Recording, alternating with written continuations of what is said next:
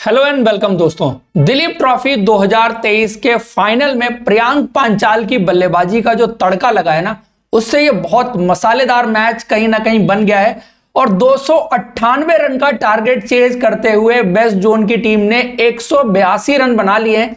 5 wicket गिर गए हैं, लेकिन प्रियांक पांचाल अभी भी क्रीज पर खड़े हुए हैं। 116 रनों की और जरूरत है और सारा दारोमदार उन पर आ गया है और उन्होंने चौथी पारी में जिस तरह से आज बल्लेबाजी की है, over the years domestic cricket में लगातार रन्स बनाते रहे हैं, इंडियन टीम की रेकनिंग में रहे, लेकिन कभी उनको मौका नहीं मिल पाया।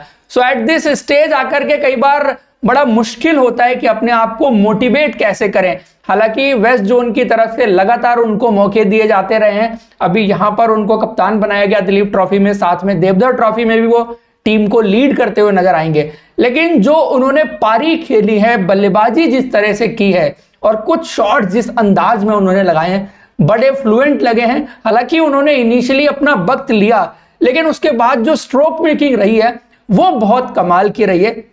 ये दिखाता है कि उसमें कितनी क्वालिटी और क्लास है। मौका भले ही उन्होंने टॉप लेवल पर नहीं मिल पाया हो, लेकिन जो बल्लेबाजी का पोटेंशियल उनके अंदर है उसकी झलकियां वो time to time domestic cricket में दिखाते रहे और अब उनकी बल्लेबाजी ने ही यहां पर ये लंगर बीच में डाल दिया है कि साउथ जोन की टीम जो जीत की तरफ बड़ी तेजी से बढ़ रही थी उसको उन्होंने बीच में रोक दिया है। क्योंकि चौथी पारी में बेस्ट जोन की टीम के बड़े बड़े बल्लेबाज, जिसमें पृथ्वी शॉ की बात होगी, कुछ खास नहीं कर सके।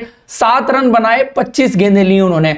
और पृथ्वी शॉ जिन्होंने पिछली पारी में 61 रन की पारी खेली थी, बहुत दिनों से इनसे लंबे रन्स देखने को नहीं मिल रहे हैं। पूरा आईपीएल का सीजन गया। उसके अलावा अगर आप रणजी ट्रॉफी की भी बात करेंगे तो एक 300 जो बना था वो नॉर्थ ईस्ट की किसी टीम के खिलाफ बना था और उसके अलावा जो सीजन इनके लिए गए वो बहुत अच्छा नहीं गया। ओवरऑल मैचेस की बात अगर मैं करूं, सो बड़े बड़े स्कोर्स इनके लिए भी ड्यू हैं। यहां पर एक और फेलियर उसमें इंक्लूड हो रहा है जो कहीं ना कहीं इन पर आगे चल करके प्रेशर और बनाएगा। उसके बाद बात करें हार्दिक देसाई की, सो वो भी इन मौकों को नहीं भुना पाए जो उनको यहां पर इस लेवल पर मिल रहे हैं। साथ में 2 बड़े खिलाड़ी चेतेश्वर पुजारा और सूर्य कुमार यादव, एक और फेलियर दोनों खिलाड़ियों के नाम दर्ज हो गया है। क्योंकि चेतेश्वर पुजारा ने सिर्फ 15 रन बनाए और सूर्य कुमार यादव भी सिर्फ 4 रन बना सके।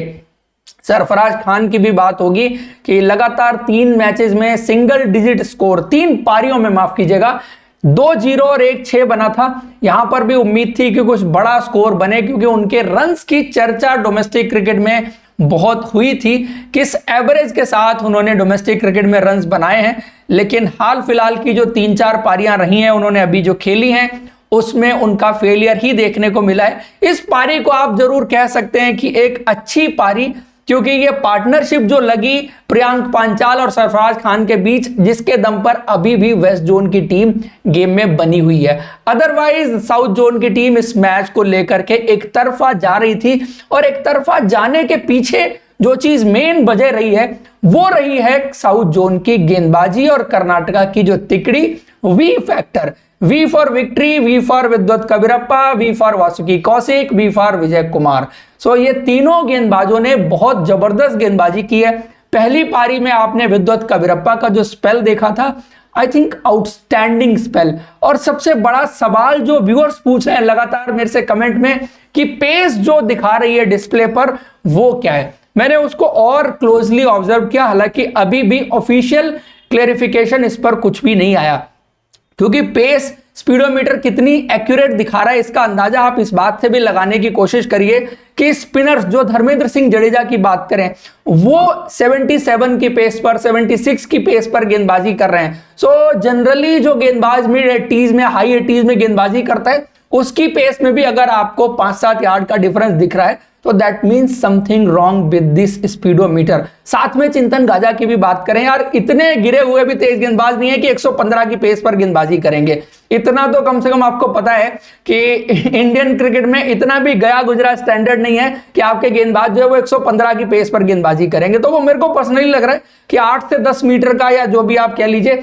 किलोमीटर पर घंटे का डिफरेंस वहां पर जरूर देखने को मिल रहा है। वैद्यनाथ कबीरप्पा 125-26 पर आकर के गेंद फेंक रहे हैं, जितने दम से आके और जिस मोमेंटम के साथ वो रिलीज करते हैं गेंद, तो 125-26 वाली गेंद तो नहीं लग रही, फॉर श्योर वो 135 प्लस वाली गेंदबाजी हो रही है।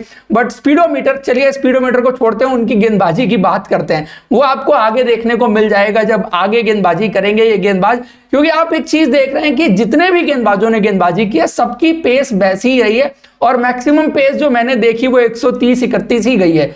विजय कुमार बैस जब आईपीएल में भी खेल रहे थे तब भी उन्होंने कुछ गेंदें 140 के आसपास तक डाली थी। सो कहीं ना कहीं उनमें भी पोटेंशियल है 140 क्लिक्स तक गेंदबाजी करने का। सो ये तो स्पीड की बात हुई, बट स्पेल जो ओवरऑल वैद्यनाथ कबीरप्पा का रहा है, एक ऑलराउंड गेंदबाज, और आई थिंक चाहे रेड बॉल क्रिकेट की बात हो, व्हाइट बॉल क्रिकेट की बात हो, गेंद को मूव कराने की बात हो, एक्स्ट्रा बाउंस की बात हो, बहुत सारी चीजें उनकी गेंदबाजी में देखने को मिली हैं, और बहुत वर्सेटाइल और हाईली पोटेंशियल वाला गेंदबाज जो है वो आपको देखने को मिला है।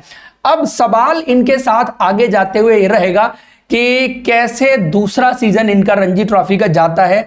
इस सीजन में दूसरे जो सीजन है उसकी एक तरह से शुरुआत तो हो चुकी है, और शुरुआती मैचेस बहुत अच्छे गए हैं। अभी व्हाइट बॉल क्रिकेट में आप देखेंगे, फिर विजय हजारे ट्रॉफी आएगी, फिर सैयद मुश्ताक अली ट्रॉफी में भी देखेंगे, ईरानी कप में रेस्ट ऑफ इंडिया की तरफ से भी खेलने का मौका मिल सकता है जो सौराष्ट्र के खिलाफ खेला जाएगा। So overall step by step इनकी परफॉर्मेंस को जज किया जाएगा, लेकिन जो शुरुआती लक्षण हैं वो बहुत इंप्रेसिव रहे हैं वैद्यनाथ कबीरप्पा की अगर बात की जाए। और डोमेस्टिक क्रिकेट में ये दिलीप ट्रॉफी में जो 2 गेंदबाज मुझे लगता है कि सबसे ज्यादा उभर कर आए हैं, जहां तक स्किल की बात होगी और पोटेंशियल की बात होगी, एक तो आप वैद्यनाथ कबीरप्पा की बात करेंगे for sure, the way he bowled, और चाहे इस मैच की गेंदबाजी हो या पिछले मैच की गेंदबाजी हो, दोनों मैचेस में उन्होंने बहुत जबरदस्त स्पेल्स डाले हैं। उनके साथ अर्जन नगवासवाला की भी बात होगी, क्योंकि नेचुरल स्किल और स्विंग उनके पास है, और आपको left arm fast bowler Indian domestic cricket में चाहिए जिसको आप आगे के लिए ग्रूम कर सकें, रेड बॉल क्रिकेट के लिए ग्रूम कर सकें। सो ये 2 ऐसे खिलाड़ी रहेंगे जिनको आगे चल करके आपको लेके जाने की जरूरत होगी। एक लेवल ऊपर लेकर के जाइए, इंडिया एक में मौका दे सकते हैं तो आप इनको वहां पर मौका दीजिए। हाल फिलहाल जो टीमें अनाउंस हुई हैं इंडिया की, चाहे वो एशियन गेम्स की टीम है, चाहे वेस्ट इंडीज के लिए T20 टीम है, या और जो भी टीमें रही हैं, इमर्जिंग एशिया कप के लिए टीमें हैं, इन खिलाड़ियों को वहां मौका नहीं मिला है। पोटेंशियल इन सारे गेंदबाजों में है, शायद एक्सपीरियंस एक वजह कह सकते हैं, और वैद्यनाथ कबीरप्पा का तो ये दूसरा ही सीजन है। अर्जन नगवासवाला भले ही कुछ वक्त से इंडियन क्रिकेट में हैं, लेकिन उनको as a red ball bowler ज्यादा देखा जाता रहा है, और पहले भी उनको जब इंडियन टीम के साथ ऐड किया गया था सो रेड बॉल के फॉर्मेट के लिए ही ऐड किया गया था। सो ठीक है, आप उनको रेड बॉल क्रिकेट में लेकर के जाइए, बट आई थिंक इन दोनों गेंदबाजों को आगे बढ़ाने की जरूरत रहेगी, और उनके साथ अतीत सेठ की परफॉर्मेंसेस जिस तरह से रही है उनको भी आपको कंसिडरेशन में लेना पड़ेगा, क्योंकि ये ना बड़ी रेयर चीज है, आपको इंडियन डोमेस्टिक क्रिकेट में मिलती नहीं है। गेंदबाजी उन्होंने बहुत जबरदस्त की है, और आई थिंक जिस तरह की गेंदबाजी रही है, अपनी गेंदबाजी के दम पर वो अपने आप को इस वेस्ट जोन की टीम में सेलेक्ट कर सकते हैं, क्योंकि लगातार अच्छी गेंदबाजी की है। कोई ऐसा रन थ्रू कर जाने वाला स्पेल जरूर नहीं रहा, लेकिन 2 विकेट 3 विकेट हमेशा वो निकाल करके देते रहे, और साथ में बल्ले से जो कॉन्ट्रीब्यूशंस उनकी तरफ से देखने को मिले हैं वो भी बहुत कमाल के रहे हैं। सो ये 2-3 प्लेयर जो स्टैंड आउट करे हैं इस मैच में, वो तो उनकी बात है, लेकिन मैच अभी ओवरऑल बचा हुआ है, जहां पर 116 रनों की जरूरत है। एक तरफ प्रियांक पांचाल खड़े हैं और उनका साथ दे रहे हैं अतीत सेठ। तो ये दोनों बल्लेबाज मिलकर के अगर कल वेस्ट जोन की टीम को जिताते हैं तो बिल्कुल यादगार जीत होगी, शानदार जीत होगी।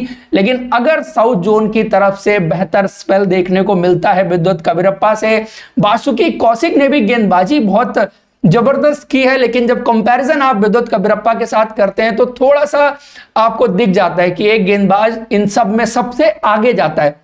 बाकियों ने भी अच्छा किया है, बट जो बिल्कुल स्टैंड आउट होते हैं यहां पर उनकी बात मैं कर रहा था। बाकी परफॉर्मेंस की बात करें तो वॉशिंगटन सुंदर ने भी धीरे धीरे करके ग्रुप में आना शुरू कर दिया है। कुछ रन उनके बल्ले से निकले, हालांकि पारी उतनी बड़ी नहीं कर पाए। सो उम्मीद होगी कि उनसे कुछ बड़े और इंपॉर्टेंट कॉन्ट्रीब्यूशंस देखने को मिले जिस भी टीम के लिए वो खेल रहे हैं, क्योंकि 20s 30s in batting is not going to help you. अगर आपको दोबारा से वापसी करनी है और अपने आप को एज अ टेस्ट प्लेयर कहीं ना कहीं स्टैब्लिश करना है आगे चल करके, तो आपको रन्स बनाने पड़ेंगे। एक सवाल रहेगा कि उनको किस नंबर पर बल्लेबाजी कराई जाए। देखिए, अगर ऊपर के लेवल पर जाएंगे तो उनको इंडियन टीम में भी वही नंबर मिलेगा, नंबर 6, नंबर 7 या उससे ऊपर बल्लेबाजी नहीं मिल सकती। तो अपने आप को तैयार भी उसी पॉइंट ऑफ व्यू से करना पड़ेगा कि आप उन्हीं नंबर्स पर बल्लेबाजी करें, उन्हीं नंबर्स पर रन्स बनाएं और उसी हिसाब से गेंदबाजी करें।